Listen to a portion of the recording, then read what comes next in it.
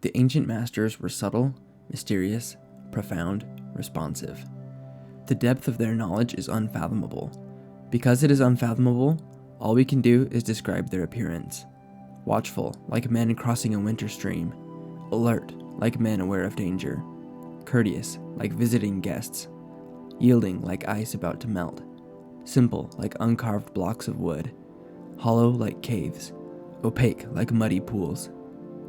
Who can wait quietly while the mud settles? Who can remain still until the moment of action? Observers of the Tao do not seek fulfillment. Not seeking fulfillment, they are not swayed by desire for change. So here we are getting a description of masters from the past. Lao Tzu is invoking images of past sages for the purpose of showing what they were like, so that we can emulate them and their behavior. These masters were careful, deliberate, and slow to action. When crossing a winter stream, one wrong step can lead to disaster. It is a task that requires the utmost caution and care. Not that the masters were fearful, we don't have any justification in the text for thinking this, but they were careful and alert. Dealing with other people often requires delicacy and nuance, but often we treat people around us as if it didn't matter what we said or did. Not the ancient masters, though. They always tread with care and kindness. They purposely put themselves in the low places. They did not seek to be raised above anyone else, or to be celebrated because they understood that such behavior only inspires envy in others. Instead, they sought the low places, the functions of least honor. They treated others as if they were always their guests, always prepared to yield their own desires and plans should the situation call for it. Here we also get into a bit of a characteristic theme of Taoism, the uncarved block. In a world where people are so determined to make something of themselves, a sage prefers to keep him or herself simple, unadorned, and open to all possibilities. Now, there have been about 1 billion different interpretations of the uncarved block, and there are countless explanations for what it is supposed to mean.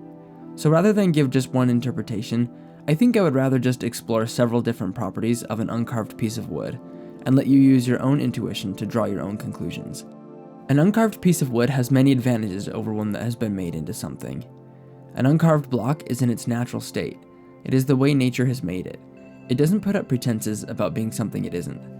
Wood that has been carved into a spoon, or a flute, or a statue has one function, and is locked into that function forever. It has resigned itself to one duty, one task, one nature, and in this has become rigid and inflexible. In becoming one thing, it has closed the door to all other possibilities, all other lessons it might learn about itself, all other talents and potential that may lay dormant and undiscovered within it. An uncarved block of wood understands that there are basically infinite possibilities for how it might be useful. By residing in its natural state, it leaves itself open to any of these possibilities. One could also argue that the uncarved block is referring rather to an unadorned or a normal piece of wood, one that has not been decorated or ornamented. Through this lens, the uncarved block might be seen as an invitation to turn from the vanity and self-aggrandizement of the world, and to be content with that beauty and usefulness that emanates naturally from a living being, without having to artificially enhance one's appearance. There are a lot of lessons we can learn from the uncarved block, and I would rather you come up with your own interpretation, using your intuition, rather than to lay down a dogmatic interpretation for you to swallow. Therefore, I recommend you contemplate this analogy for yourself. The examples I've offered are merely to be taken as material to get you started. Moving on, we've already talked about the value of hollowness and emptiness, so I won't say much about it just now, but I'd like to draw your attention to the last part of the passage. Who can wait quietly while the mud settles? Who can remain still until the moment of action? When a pool has been disturbed and become murky, there is almost nothing you can do to clear it up of your own accord. You can't scoop out the silt or force it to separate from the water. The only course of action that is left for you is to patiently wait until the mud settles on its own. Any attempt to take action before this moment results in merely muddying the waters further. This may be interpreted as a lesson that in life, there are many circumstances where our direct involvement or action is not necessary, and can even be detrimental.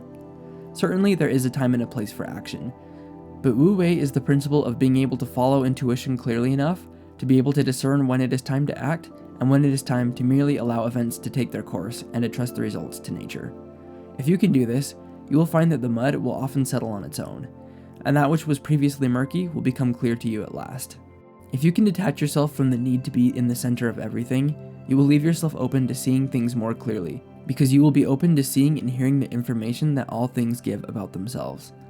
I'd be curious to hear how you guys have interpreted this passage, so if you have any thoughts you'd like to share about it, let me know, and I'll see you all tomorrow for chapter 16. Peace and blessings.